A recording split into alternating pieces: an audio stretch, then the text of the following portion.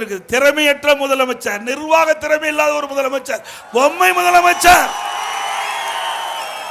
நாட்டை ஆளுகின்ற காலத்தினாலே, நாட்டு மக்களுடைய பிரச்சனையை தெரியாத காலத்தினாலே, என்ன நாட்டு நடக்குதுன்னே தெரியாத ஒரு முதலமைச்சர் இன்றைய முதலமைச்சர் ஸ்டாலின். அதனாலதான் இவ்வளவு விலை உயர்ந்து விட்டது.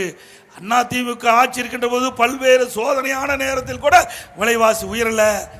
இன்னைக்கு திமுக ஆட்சியில் விலைவாசி உயர்ந்திருக்குது.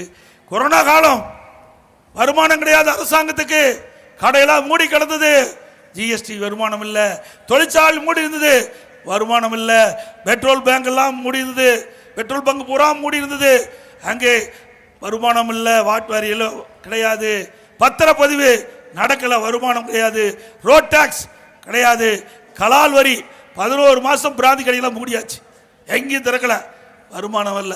அப்படி இருக்கின்ற போது கூட விலைவாசி உயராமல் பாதுகாக்கப்பட்ட அரசாங்கம், வருமானமே இல்லாத போல நாட்டு மக்களை காத்தோம். 11 மாசம் வேலை இல்லை மக்களுக்கு.